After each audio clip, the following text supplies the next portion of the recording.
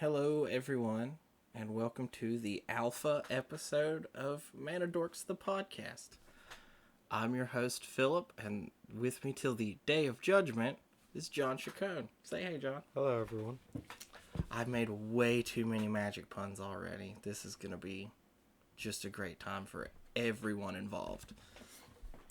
So for our first episode today, we are going to open a couple of packs that we bought, talk about our fantastic ban and restricted announcement, talk about pre-release stuff, the win every card, and then we're just going to highlight some cards from Eldraine that probably should not have ever been printed.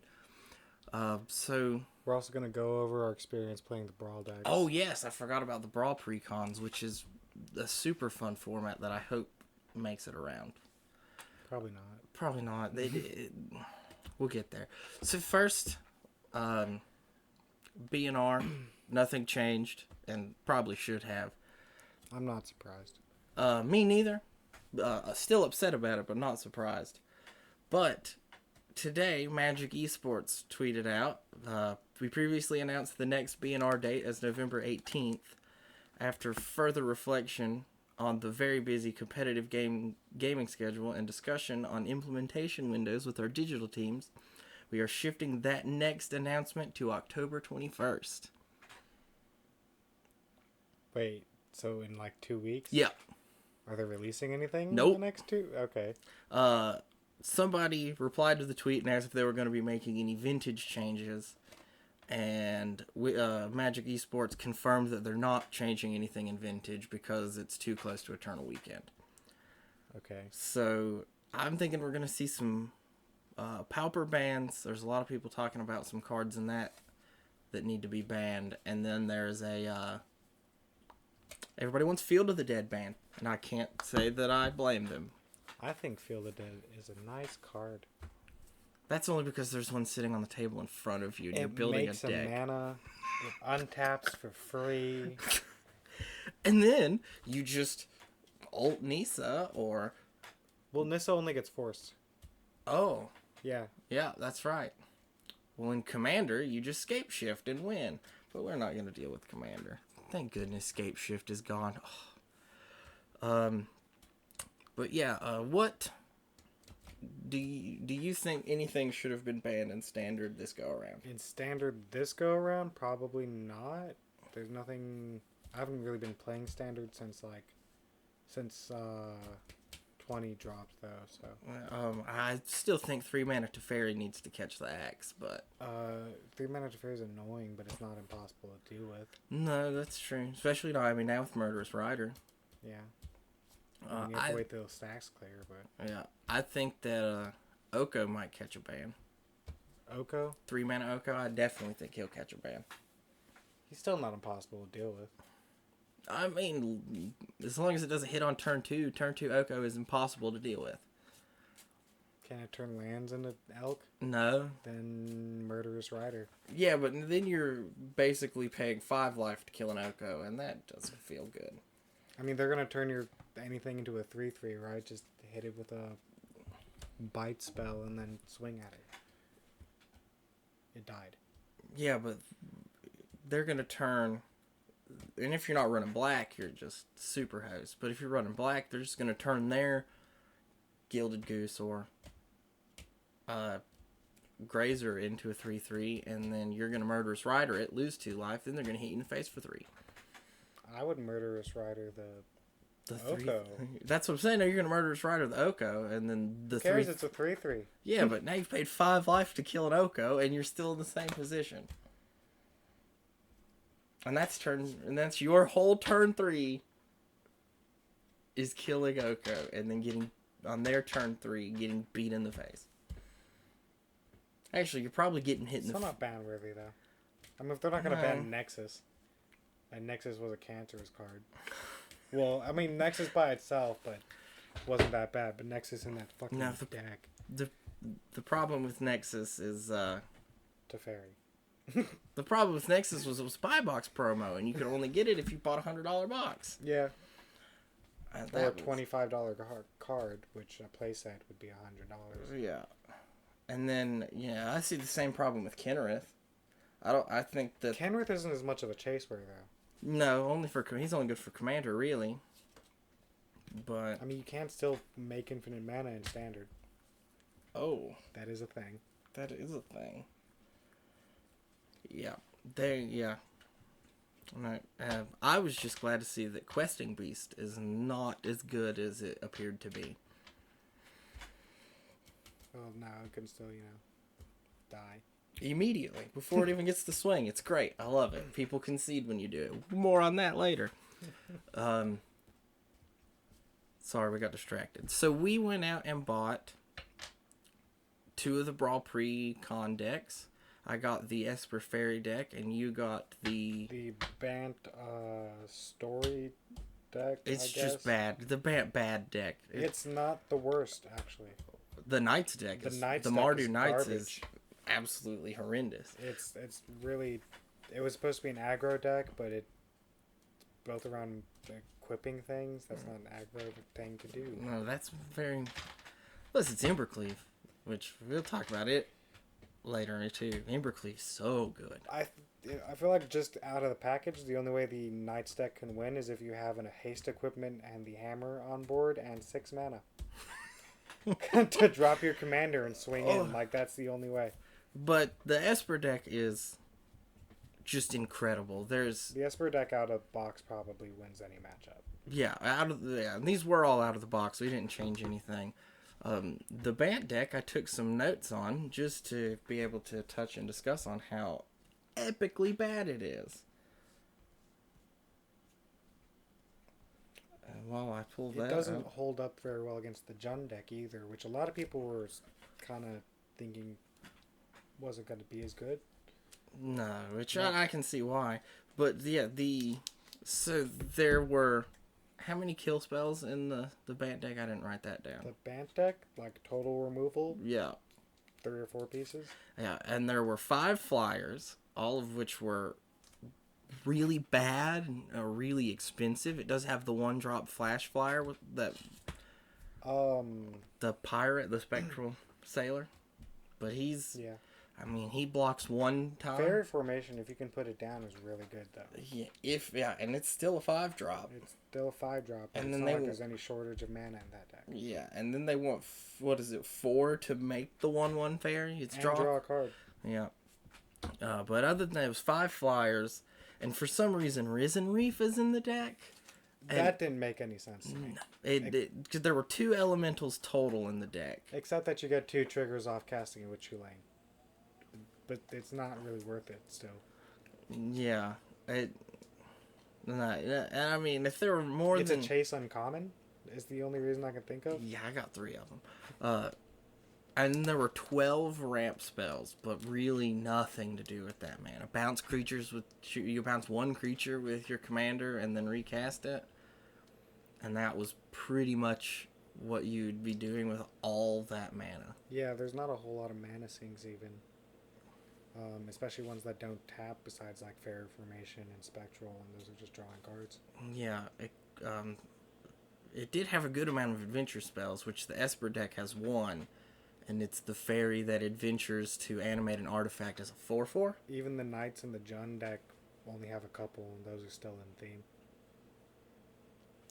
But the Esper deck overall, the commander, she is incredibly overpowered. I was like, this is kind of a dumb effect. And then half the deck is enchantments, and there was so much removal, and there was 8 removal. Mm-hmm. Corvold is actually really powerful too, especially because I playtested a couple of games with that at a buddy's house, and that deck comes with Rhythm of the Wild. So you put it down, you put Corvold down, give him haste, he sacks something, draw a card, give him a 1/1 counter, swing in, sack something else that's 6 damage immediately with him just hitting the ground with the lack of flyers in both the Mardu and the Bant deck. In a 20 health format. 25 actually. It is 25. Across even in single? No, it's 25 in single and 30 in... Oh, is it 30? Yeah. Oh. And there's still no commander damage, though. But I mean, what would command? Well, if commander damage worked like it did in Commander, you would only need 16 commander damage to kill somebody because it's half +1. I guess. Yeah. Either way, the Esper Fairy deck just wins by overwhelming with 1/1 fairies, which Yeah. will 2/1 fairies. Even like I feel like I didn't get to play that against the Corvold deck, but I feel like even those two matchups, just you have enough chumpers to stop Corvold. And then there's the best card in Standard, which nobody ever does anything about: Smothering Tithe. Yeah, Smothering Tithe is an issue. Just because nobody's gonna pay two. Is it 2 mana? Yeah, It's 2 mana for every draw. nobody's gonna do that. No. Oh, that Unless card. you're making 2 mana every draw. Which, how do you do that? I don't. You don't. There is a way. No. But the Brawl is, overall as a format, Brawl is incredibly fun. I that was probably the most fun I've had in any Standard format in years. I haven't played actual paper Standard since Theros. I remember when Brawl first releases a format after Dominaria, we actually did make a couple, like, at the local game store. We made a couple decks and ran them against each other. But it didn't really pick up that much after that. Brawl didn't pick up anywhere. And this is really Wizards' second attempt at Brawl, and they really push it. The value of these decks out of the box is it's what it should be if you want a format to take off. In an Arena, they're only That's what gonna a Commander deck should be.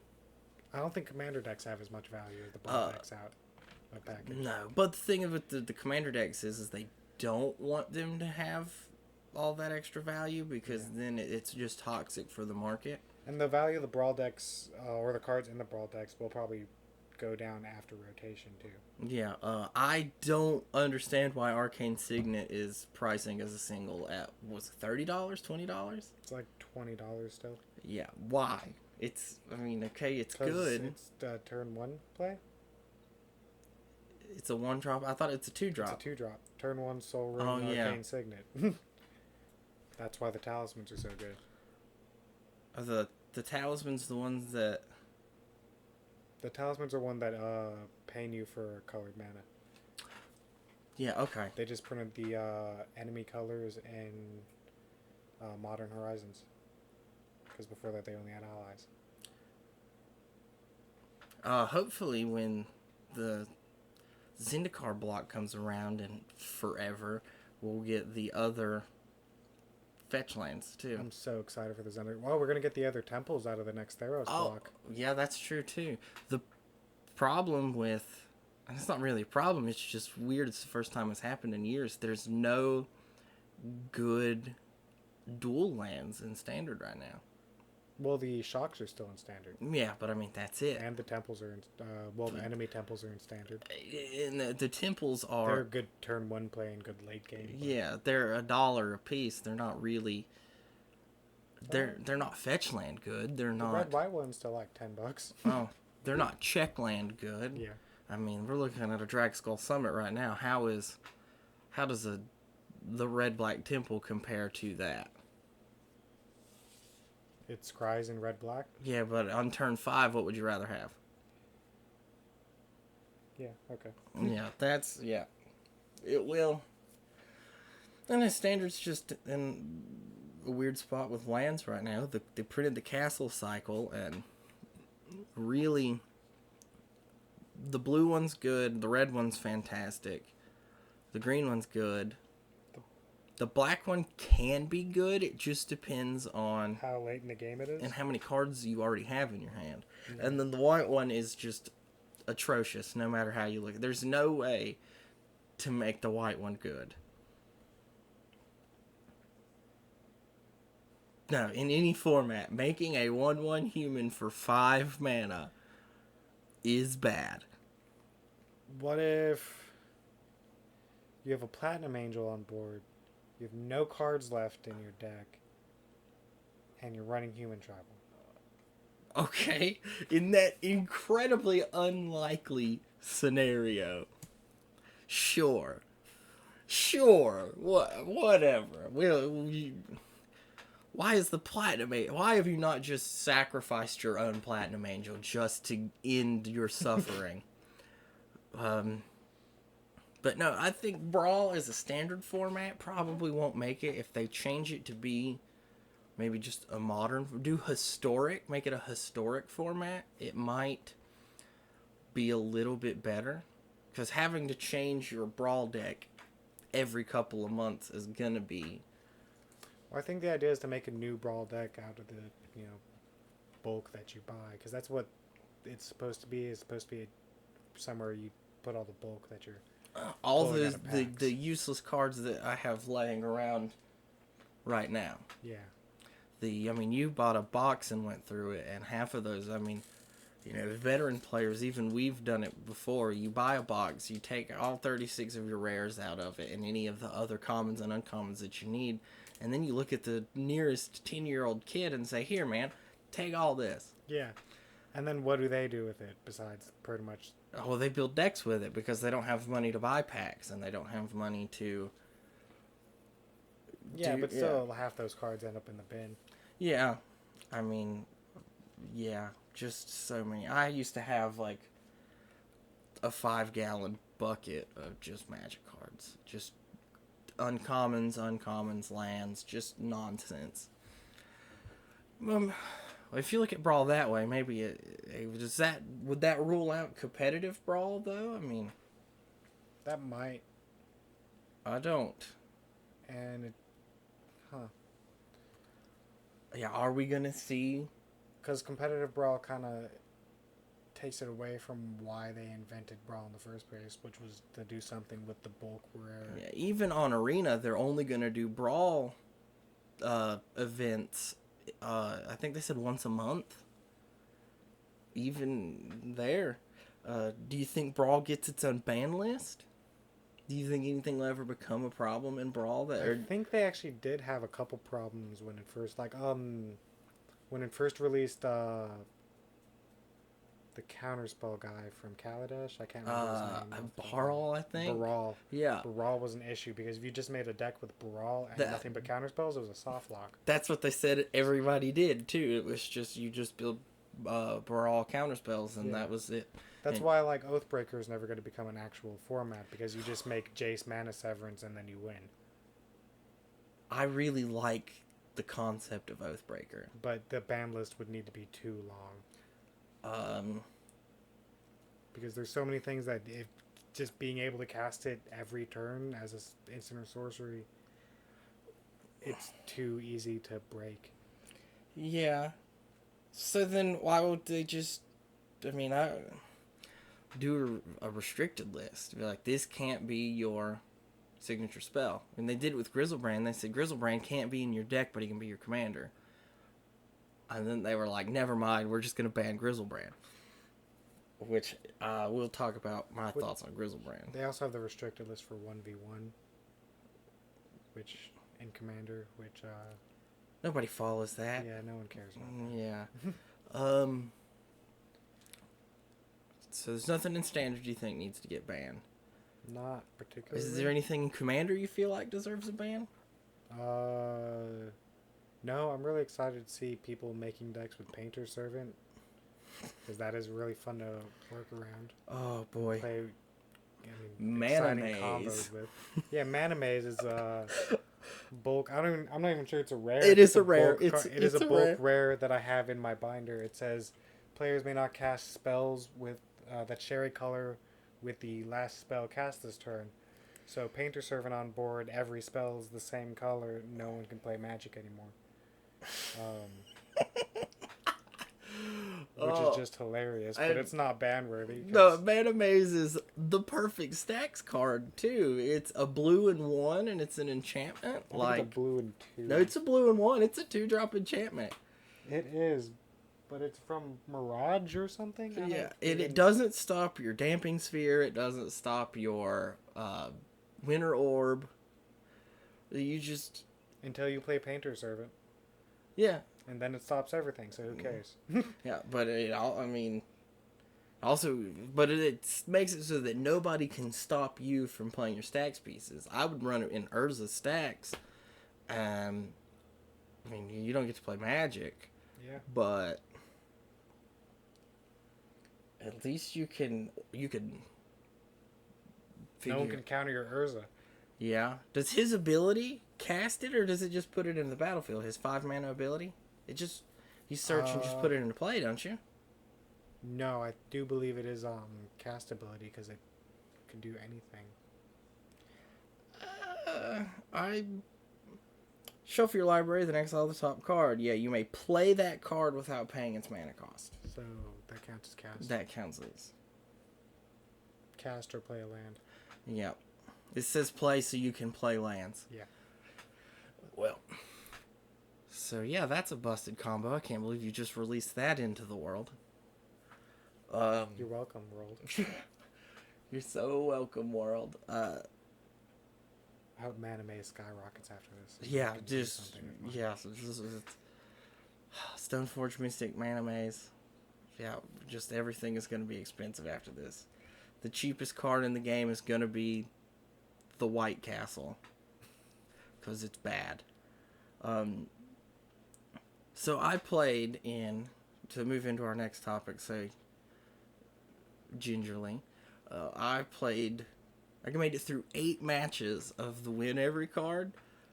Which is pretty good. Which is really good. I read mono red 1 power tribal. 20 lands. I had 2 copies of Risk Factor, 2 copies of Torbrand. I can't ever remember his name. I had 2 copies of him. 3 Chandra, Acolyte of Flame. She's so good.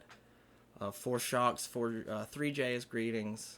What is it? Infuriate, the 1-drop red instant target creature gets +3/+2 until end of turn. That sounds right. Yeah. 4 Fervent Knights, 4 Ginger Brutes, 4 Torchbearers, 4 Cavalcades of Calamity, 4 Chandra Spitfire. That's all it was. It was just 1 power tribe, 1 Ember Cleave, because it's super funny when you get it. It's not good enough to run as a 2 of, but as a 1 of, it's amazing. Well, especially when our swinging is 1/1s, I don't feel like you need Double Strike super. No, but it's really good with Chandra Spitfire, because it gets all of those Cavalcade of Calamity triggers stack up to the +3/+0. So when you're swinging with a 19/3 Chandra Spitfire with flying, and then in response you just flash an Embercleave onto it and swing game. I did that once. It was real dumb. But no, I doesn't work. Fling it. Yeah, I didn't run fling. I ended up losing my first match because I whiffed real hard and just drew lands. I even risk factored and drew lands. So that was just the 20 lands. How do you whiff in just by drawing lands? And then the second match I lost was turn 2 Oko Thief of Crowns. It was just that, and a deck full of 1 power creatures. The 3/3 Elk is king. Because you have to do something. Oko comes down. He has so much loyalty. He comes down, makes a 3/3, and goes to 5 or 6 is 5 loyalty. He's a 3-drop with 4 loyalty, and Elk is +1. Yeah, so he comes down and has 5. My poor little 1/1 goblin's not doing anything to that. So you just swing into it, and shock Oko, shock them, and then they block it with their Gilded Goose. And then you're just kind of looking at it. Well, they block it with their 3/3 Elk and kill your creature. Yeah, it was not fun. I got a couple of good plays where I had multiple Fervent Knights on the field, and they buffed each other. Trigger Cavalcade, and then buff each other. That was super, super dumb. But the only thing I really had problem is somebody did flash in the Angel that says you can't... any source that would reduce your life total to less than 1 reduces it to 1 instead. That's the only deck I almost lost to, and I just top deck a Shock and burn them. But before that, I was talking to you last time you came over. The reason I no longer care about Questing Beast is because all you gotta do is have Torbrand on the field and shock a Questing Beast.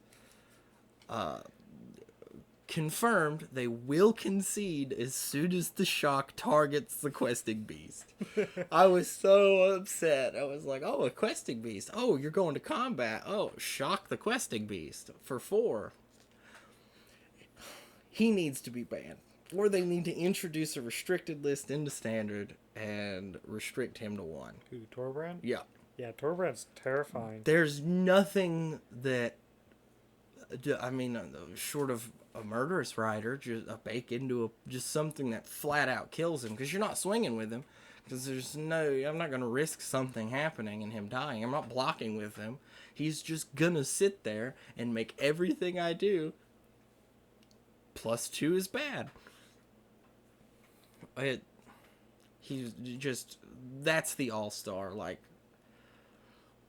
I would say even in Limited, which I haven't got to play any Limited, but I would say if you pull one of those in Limited, you're running red. Yeah. Like, it doesn't even matter. Especially with the lack of removal that's already in Limited. Yeah, the only problem... It's hard to get rid of him. Yeah, the only problem in Limited is... that's going to stop Torbrand. They just have to get they're just going to have to get a Murderous Rider. Yeah. And hold it and know that you have Torbrand. Or just hope you don't see it. Yeah. And then, so, pre-release, let's talk about that a little bit. It's been a week. Has it been a week or has it been 2 weeks since the set came out? It's been a week and a half. It's been a week and a half since the set. I work third shift. I don't know what day it is. Released last weekend. It pre-released a week and a half ago. Okay. So... Tell us about... I went to pre-release. I ended up running 2 decks. Well, I made 2 decks. I ended up running the red-blue card draw deck. But I also had a red-green non-human deck, which didn't really pop off as much as Did you get the shaman dude that makes your non-humans? Yeah, I got Grumgully. Yeah. The red-green uncommon legend. He's a 3-drop, a red, green, and 1? Yeah. Whenever a non-human creature enters the battlefield, it gets a 1/1 counter, which he was really good. But I ended up just running the red-blue deck, and there were a couple cards in there that put in a lot of work. Lock Dragon is really good. Whenever it enters the battlefield or attacks, you may draw a card if you do discard a card. Yeah, that's super good. Loot effects are few and far between in this set, I've noticed. They did a lot of reverse looting. So... speaking of loot effects, I feel, personally, there's an uncommon that no one is talking about, should get a lot more spotlight, is a Sage of the Falls. It is a 5-drop, 2/5 merfolk. All he has talked about for days is how Sage of the Falls is just the best card in Standard. It's the best. Well, it's not the best card in Standard. It is the best card out of this set. Because going into Commander, it is ridiculous. Whenever a non-human creature enters the battlefield, you may draw a card. If you do discard a card, Locust God has a new best friend. Oh, because it says enter the battlefield, it doesn't say cast. Yeah, it says enter the battlefield. So every time you make a bug, you draw a card and make a new bug. Is it a May effect? It is a May effect, so you can stop it. You can stop it when you hit the bottom of your library. If you have anything that... Warstorm Surge or anything like Niv Mizzet. Yeah, Warstorm Surge, Niv Mizzet, Impact Tremors, stuff like that. That'll help do the damage. If you have a library of Lang on the battlefield, every time you discard a card, you may discard to the top of your library. That's infinite bugs right there. I'm just going to draw the same card until I have enough bugs to kill everyone and everything. And you're in red, so then all you need is something that gives them haste. They have haste. The bugs he makes? The bugs have flying and haste. They are 1/1 red-blue bugs with flying and haste. Oh. Infinite bugs to eat everything as the Locust God intended.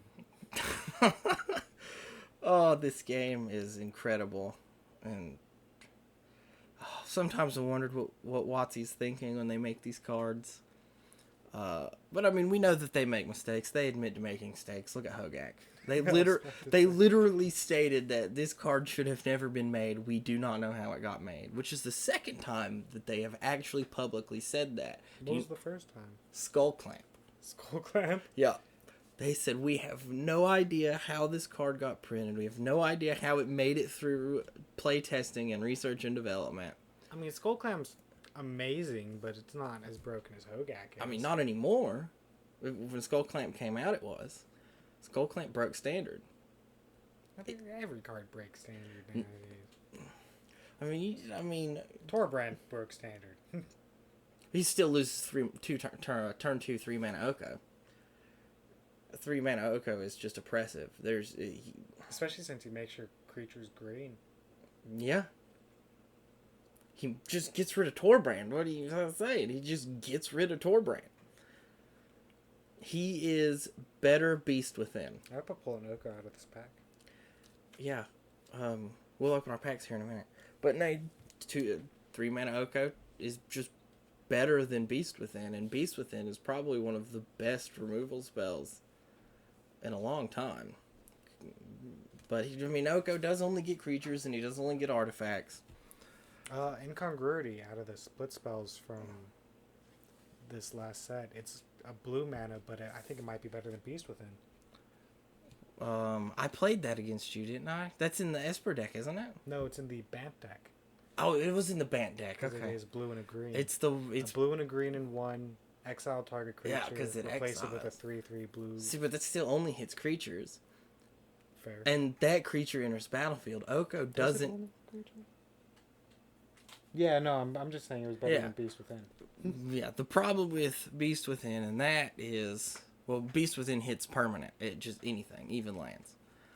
But the problem with those two cards is they will trigger into the battlefield effects or leave the battlefield effects. Oko doesn't do any of that. There's no interaction with it. It's just a 3/3 elk now. I'm basically chained to the rock, sealed in the moon. Better than those. At least it's a 3/3 bug. Or a 3/3 elf. Yeah, I was thinking bug because of Darksteel mutation. Yeah, which makes it a 0/1 bug, which is super good. Indestructible bug. Yeah, and then there's so you can't even blow it up yourself. Then there's the tree folk one that turns it into a Song of the Dryads. Yep. But at least that, if you run a bounce land, you can just bounce it back to your hand or something. Yeah, but I don't know. I'm super upset that there's nothing worse than getting hit with a goose that's now a 3/3 elk. And who cares? Oko's gonna take a 5/5 goose. A 5/7 goose, actually? I'd rather just get hit with a 12/12 command tower. Which they should ban the commander cards that are now standard legal. There's no reason to. You tell me the reason why they should ban them. There's no reason to ban them. You're gonna beat people to death with a 12/12 command tower. I can already do it with a 12/12 forest. What's the difference? You don't lose anything when the command tower dies. I mean, I lost a turn playing a command tower. Fair. Fair. You did lose a turn play. It's like Arcane Signet. Why don't I just play those so I can make it into a 4/4 artifact creature, and at least when they kill it, I don't lose anything. At that point, I make it turn 2, I play Arcane Signet. Turn 3, I make it into a 4/4 swing 4. I mean, if you have Ugin on the field, Arcane Signet's free. Yeah, but then I have to go to turn 6. True. What if you're playing Tron? We're in standard. There's standard Tron. With Nissa. Yeah, I forgot about Nissa.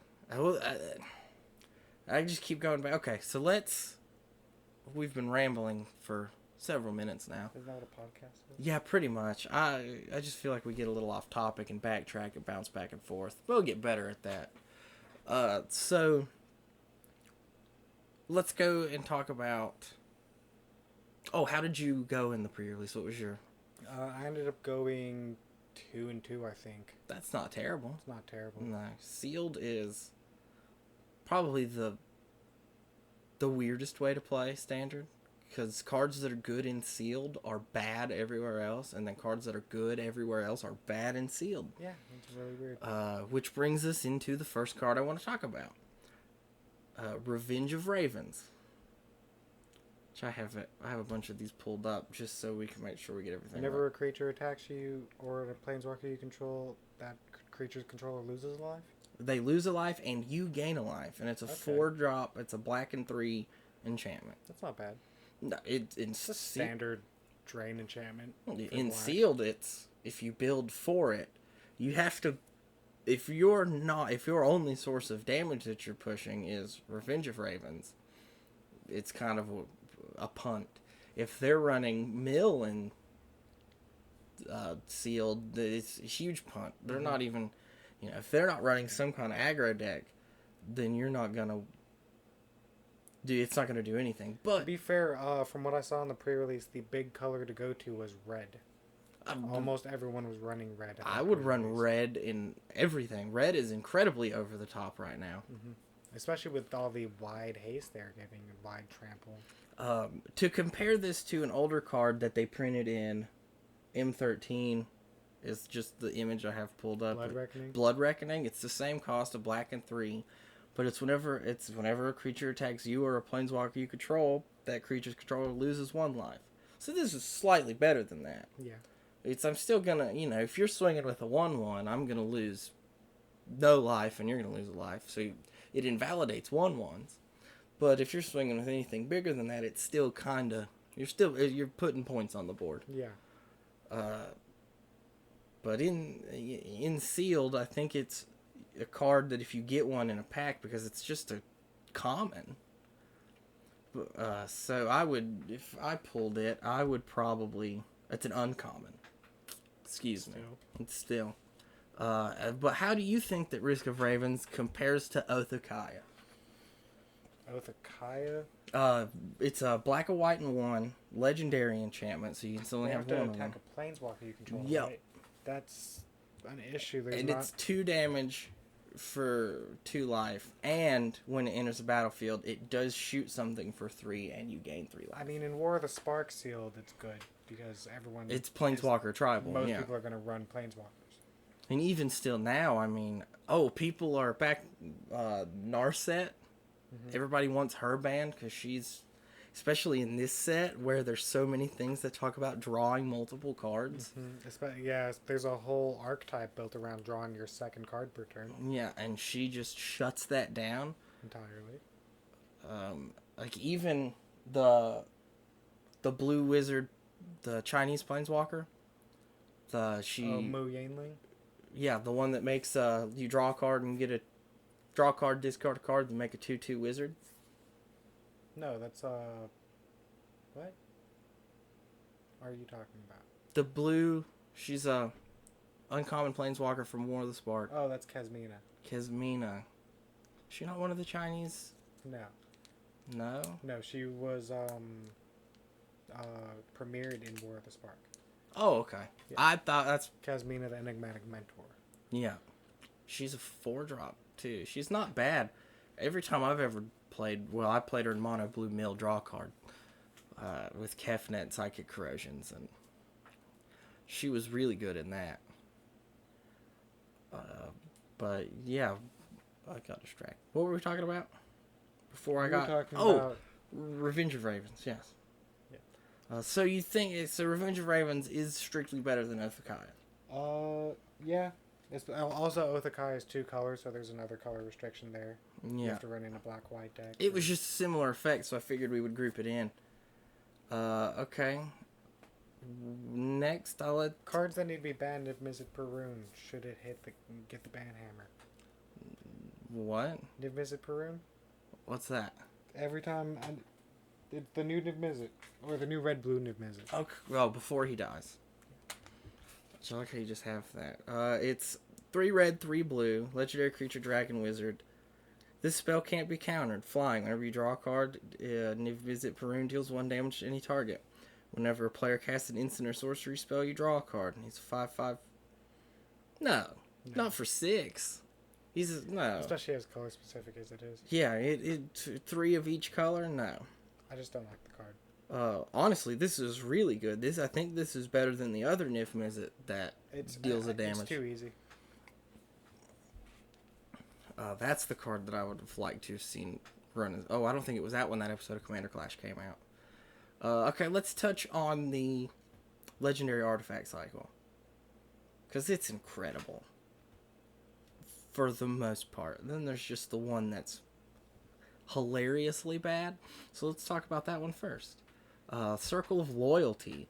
4, 2 white, Legendary Artifact. This spell costs 1 less to cast for each knight you control. Creatures you control get +1/+1. Whenever you cast a legendary spell, create a 2/2 legendary knight creature token with vigilance. You pay 3 and a white, tap, create a 2/2 white knight creature token with vigilance. I think it's okay. I mean, if I'm running Knight Tribal. And if it's heavy white, because there's better cards for Knight Tribal. Yeah. And just to give them a one, so the best, it's a 2-drop Anthem that does this. When you cast it's a mana sink later in the game, it's better than Castle Ardenvale. It's 100% better than the Castle. But in comparison to the other legendary artifacts, no. No, it doesn't hold a candle. It's bad. Okay, so next, we'll do what I think is the next worst one, the Cauldron of Eternity. It's not bad per se, it's just more niche. Yeah, 10 and 2 black. The spell costs 2 less for each creature card in your graveyard. Whenever a creature you control dies, put it on the bottom of its owner's library. And then you can pay 2 to black, tap, and pay 2 life to reanimate a creature. But only as a sorcery. Which I don't think that's broken. I mean, we've paid way more. I mean, Unburial Rites is a 4-drop, a 5-drop that flashes back for 4.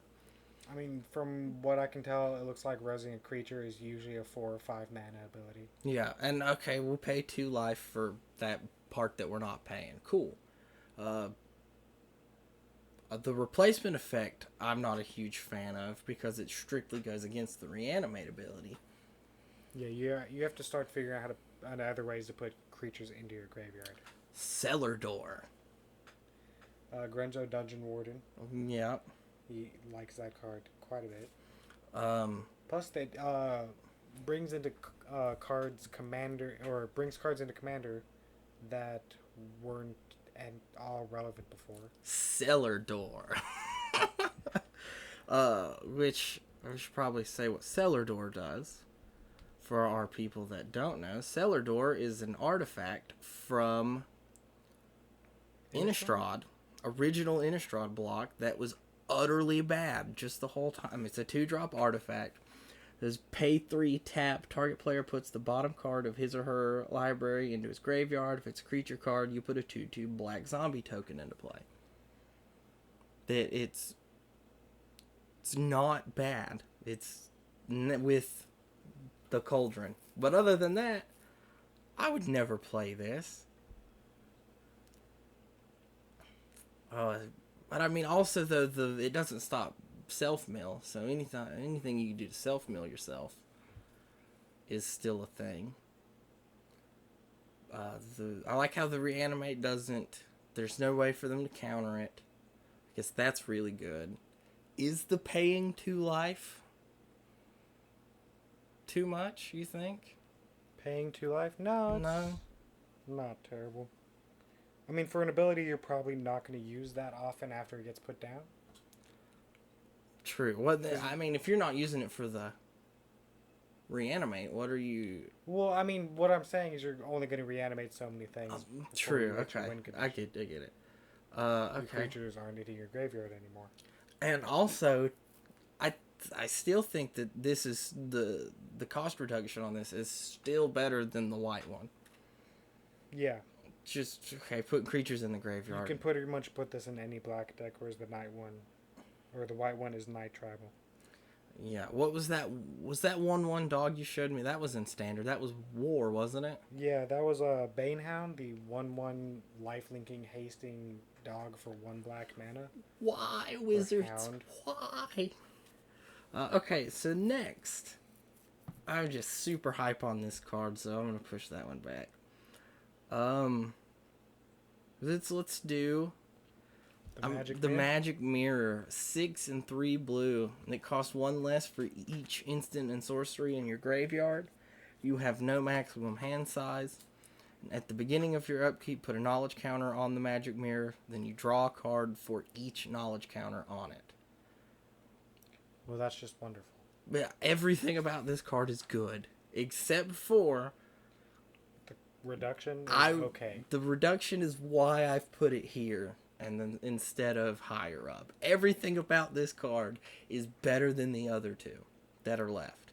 This card is wholly better than the white one and the black one. But is it? No, it's mono blue. Haha. No, my magic pun wasn't funny. What? I said, is it? Oh. Yeah, I said, no, it's mono blue. Thanks. But no, it's extra card draw, so when you draw your second card per turn, all your stuff triggers off of that. Only a 3 blue restriction. I think that does give it the... Yeah, it has the most... It has the most mana. Yeah. Which, okay, because I could see this being really bad in multicolored decks with that draw mechanic. With that fairy that gets a +1 on your second card, the guy that makes 2 rat tokens on your second card. There's Improbable Alliance, but that's a red-blue card. We'll throw it in here. You make a fairy every time you draw your second card. Okay, I'm going to ask you on this one. What's better? The Great Hinge or Embercleave? I'm going to say the Great Henge, because in Embercleave, you're going to be putting it down faster when you're going. So then we'll do Embercleave, which is probably my favorite of the legendary artifacts. It's ridiculous. It's over the top. No one expects it. It wins games when it hits the field. And worst case, it hits the field and doesn't win automatically.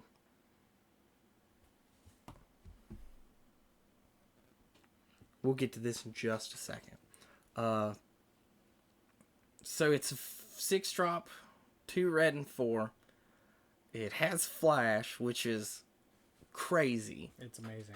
It costs 1 less for each attacking creature you control. Which is why it has flash. Yeah. When Embercleave enters the battlefield, attach it to target creature you control. Like, yeah. Great. And then equipped creature gets +1/+1, has double strike and trample. Even playing this card in a deck, sometimes I forgot that it gave them trample.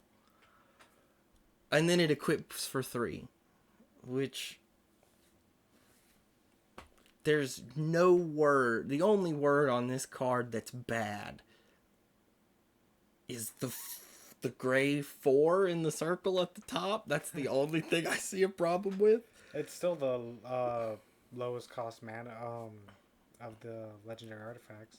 And I think it and the circle tie at 6. And the circle's garbage. And this is just... This can win games. It literally does win games. Have done it, have played it. Nobody expects it. I've never paid more than 3 mana for it. Yeah. It just is incredible. It's incredible. No, not a single word on this card is... I mean, I guess you could say the +1/+1 could be better, but... Still good. It's still... with double strike, that's basically +2. Yeah, and what... the Mardu...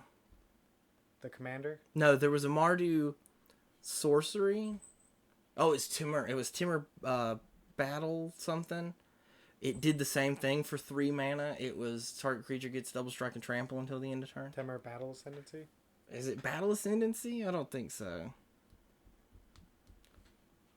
Timur Battle Rage. Timur Battle Rage. Target creature gains double strike. Oh, it's just double strike until the end of turn. If you have Ferocious to trigger, it also gains trample.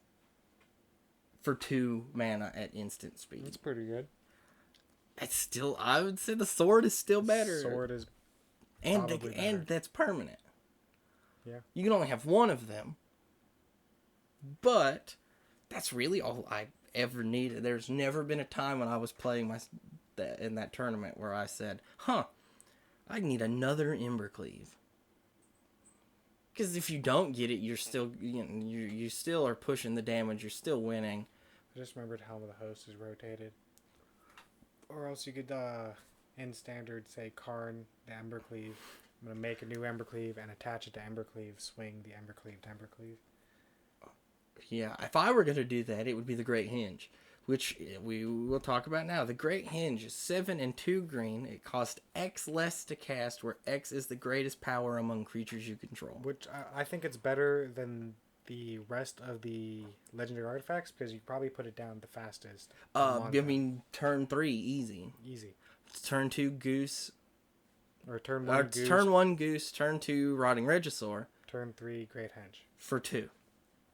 Which is free because it taps to add 2 green mana, and you gain 2 life.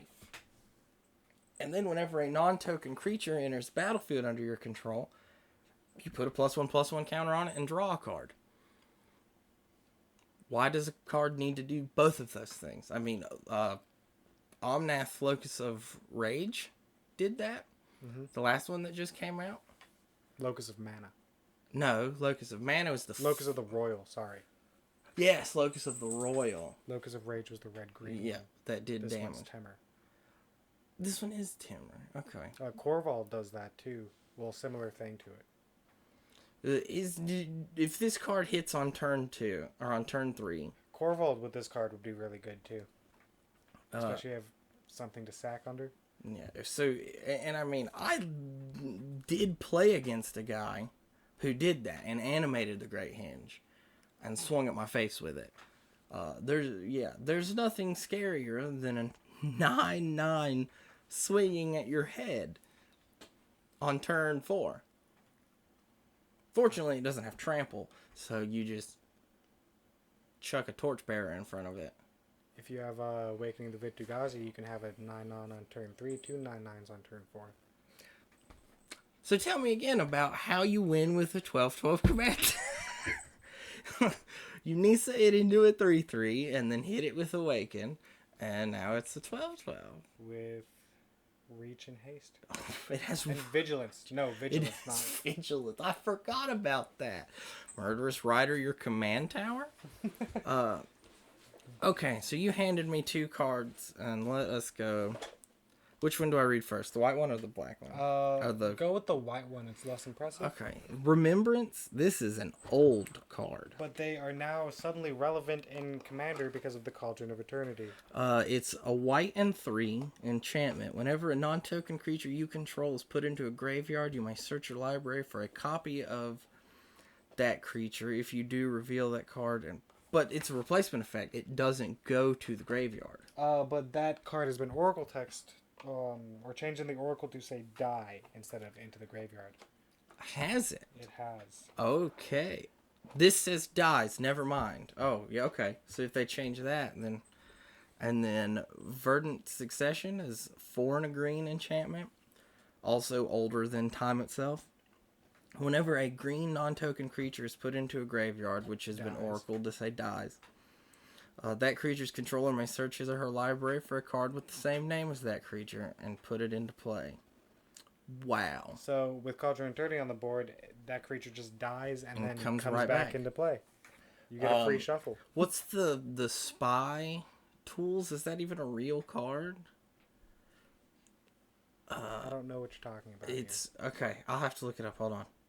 Intruder Alarm? No, there's like it's just a card.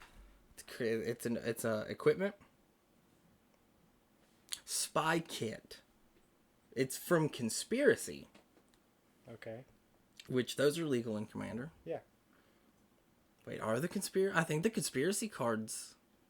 Just the anti cards. I'm pretty sure. No, the conspiracies themselves are illegal. Okay. It's 2-drop artifact equipment. Equipped creature gets +1/+1 and has all names of non-legendary creature cards in addition to its name.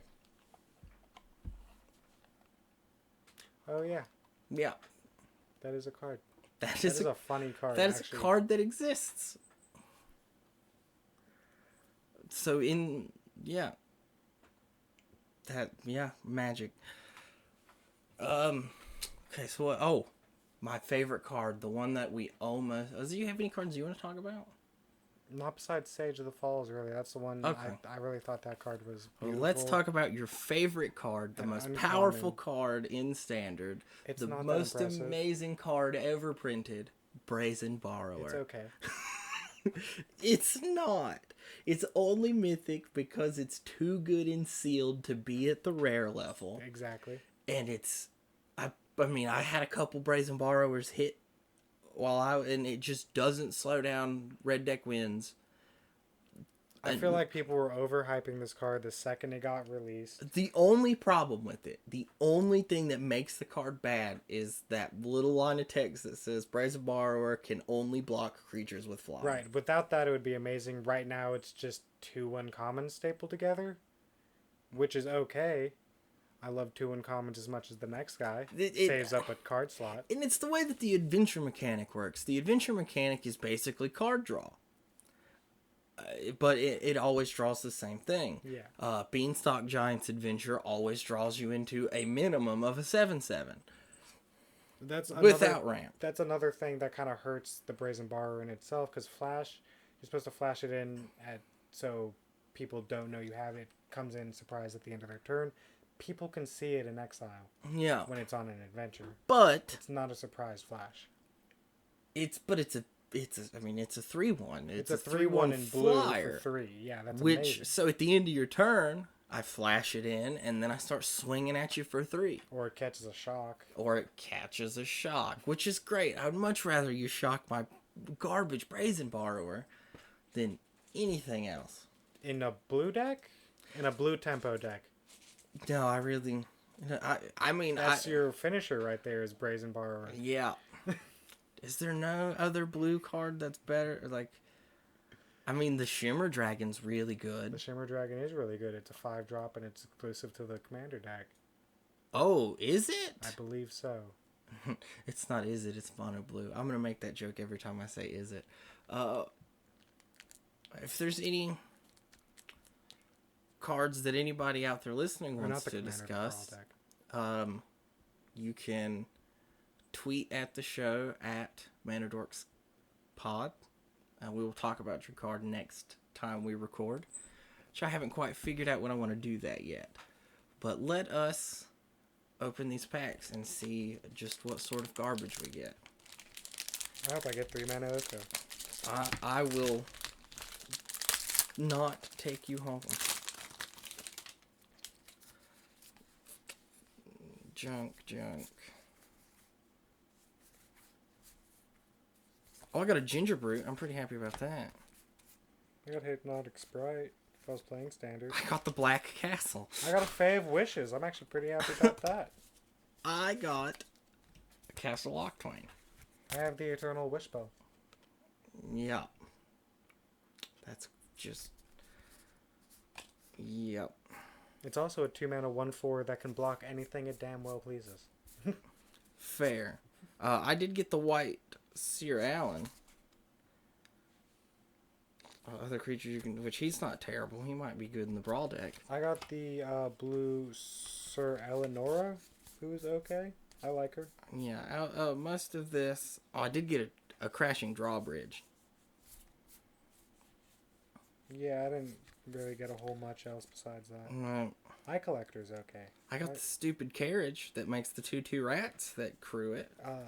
They're mice.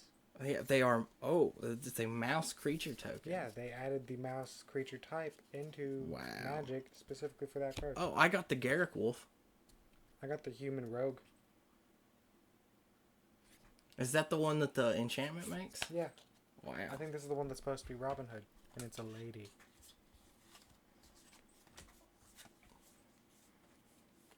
Kind of looks like Blinken. Eye Collector is a fun card for mill decks. And sealed, it works. Yeah, each player. I ain't none of us got a Rankle. Rankle is really good. I think you do have one, but I hate we didn't pull one. Yeah. All right, let's go back and buy some more packs. Just so many packs. Yeah. Yeah, I have a problem opening. I can't believe I made this pack make it this long. Yeah, me too. I would have opened mine like 3 times, but you kept on telling me to not to. Yeah.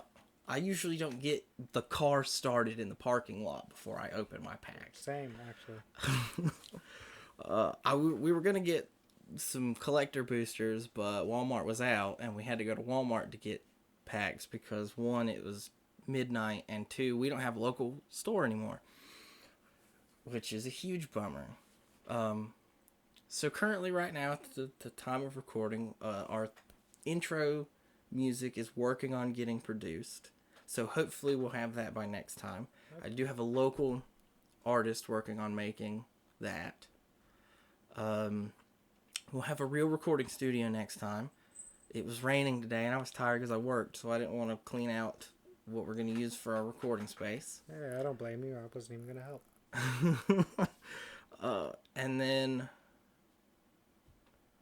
what else is there? I think that pretty much covers it. Please follow us on Twitter at ManaDorksPod. We have a Facebook you can follow. We'll post updates on both. We really want to interact with our people. The Facebook is ManaDorks Podcast. We have a horrible logo that I made, and I'm not a professional, so hopefully we will be able to get a local artist to make an actual one that won't be so like a child made it. For what it's worth, I think you did a great job. Hey, I am very proud of the work that I did. I made a logo and a banner. It took me like 3 hours. I used GIMP, which is a free photo editing software. Yeah, we're lucky it looks as good as it does. But yeah, hopefully everything goes according to plan and we're able to record. I don't really know if we're going to keep this record Wednesday night, release Thursday morning schedule, or rotate to Sunday. There were just some issues that stopped us from recording this Sunday. And then I work this coming up Sunday, so we won't do an episode. We're going to do episodes every other week. Right. Until this thing takes off and I quit my job, and then we'll do this every week. We mostly just plan to keep it as the podcast. If we get a fan base that wants us to stream stuff and play stuff, maybe we'll look into doing that. I would not mind that at all. We have friends who love making decks. Yeah, we love making decks. We love making decks ourselves. I've actually been working on a deck while we recording this podcast. This is true. It's a Golos Commander deck. It's not fair. Field of the Dead. Not really sure what I'm supposed to put in it right now, but I have stuff, so that's a good start. Hopefully Thursday, the 21st, is the 18th or the 21st, whenever they do the next ban announcement. I'm really hoping for Cyclonic Rift to catch that Commander ban. Probably not going to happen, buddy. I know it's probably not. It might, though. They banned Iona for no reason, so... They banned Iona because they wanted to unban Painter Servant. They unbanned Iona because of Helm of the Host. They banned Iona because, as they quote, it gives people the feel bads. That is a quote from the article. Oh, you know what gives me the feel bads? 3 mana Oko. And 3 mana of all the 3 mana planeswalkers. I think Oko is the best one. Baby Teferi's cool. Yeah, but I think Oko's better than him. Who cares? I can't play anything. All of them ever? Yeah, including Lily, including... Blue Tameo is 3 mana. Blue Tameo is 5 mana. Is it 5 yes. mana? Jesus. Yeah, she's really good, but she is 5 mana. Tameo is 4 mana. Yeah, and she's bad. She has Omniscience. 4 mana Tameo? Yeah. Oh, yeah. Her ult, yeah. Yeah, her ult is Omniscience, draw 3 cards.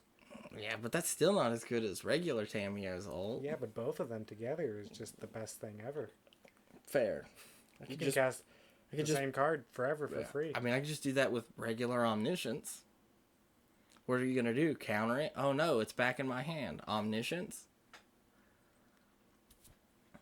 Yeah. Also, you could just make it uncounterable with... You're running blue, just make it uncounterable. Speaking of, that throws me into... Before we finish here, the MTGO bug where if you give a permanent protection from blue or make it hexproof from blue, you can't stifle the activated ability. Because for some reason MTGO thinks the activated ability has hexproof, but Stifled says counter target activated or triggered ability. But if you go to do something and make that permanent hexproof to blue, if you the specific card was Summer Veil or Veil of Summer, it gives spells can't be countered and permanents you control have hexproof from blue and black. Why won't stifle the ability? So that's a lot of fun. Well, I say, we're at about an hour. I'm pretty happy with that. Hopefully, as time goes on, we'll have new and better things to talk about. I have a lot of stuff that I want to do when the new set comes out, when spoiler season starts back up, which is just the best time. Do we know what the next are they going to do like another like in between set? Because they usually do one in December, right? The next in between set the next December set should be Theros. Is it Theros or Ikora that's next? Theros is next. So it should just be Theros in December. I think they're doing one set blocks. No, I'm talking about like Modern Masters. Oh, like an annex set.